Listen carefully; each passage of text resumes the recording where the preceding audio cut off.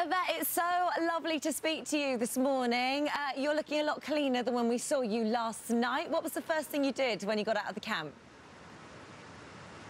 I have to say, in all honesty, this sounds really embarrassing, but I walked into the hotel room, I saw the porcelain toilet, I stroked the lid and burst into tears. I'm not surprised. I mean, you found it a lot tougher than you thought you were going to, didn't you?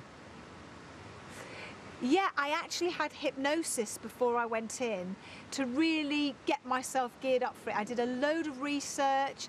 I you know, got loads of cockroaches on my video player and rats and everything. Really got into it. And then when I had my very first encounter with a load of cockroaches in my pants, and the smell in my hair, and that was when I suddenly thought, actually, I'm not sure if I can do this. So that was my very first kind of, oh, what am I doing here? But then I kind of soldiered on, you know, and it's weird because today, if I was going to be kept in, I was going to raid the vending machine, which houses a load of sweets and chocolates. I was going to break into it tonight. Oh, were you? But I was really going to go for it. I thought, I'm going to put ninja charcoal on my face, break into the vending machine, share the goodies with everybody, and then go to bed as if nothing had happened. And then I was going to take the consequences tomorrow. Well, no amount of hypnosis would have prepared you for Lady C, unfortunately. I've never known you to lose it, actually, Yvette. You're always sort of very level-headed, very kind, very positive, actually. And sort of you going in there and singing your way through the whole experience was what I was expecting from you.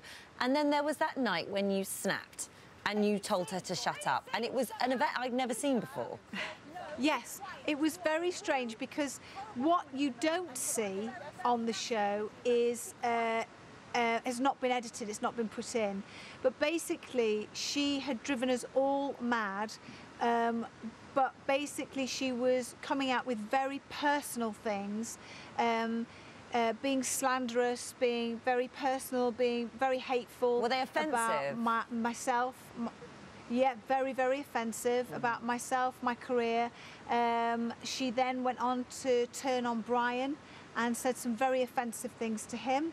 That was just no need for it. Now, I'm the kind of person that will just sit back and take it and take it and take it and take it, and then I'll just snap. Yeah. But what you don't see is you don't see the build-up of it, and it built up and built up and built up, and then that's when I said, shut up. And she was being incredibly rude. And the weird thing is that when she first came in, I was actually a bit of a fan. I thought, yeah, you know, you're a really great lady. Well, it's interesting, but actually now, after knowing her, if you look at our leaderboard, for our viewers' point of view, Lady C has actually been sort of middling to top for the last few days. And today, for the very first time, she's right at the bottom. So maybe tables are starting to turn slightly for her because she has been incredibly popular up until now. We're not going to keep you a moment longer. I know it's been the longest you've ever been away from your husband, so I bet he's desperate to have you back. And thank you so much for speaking to us. Go and have a wash. And we'll speak to you soon. Thank you, Yvette. Thank you.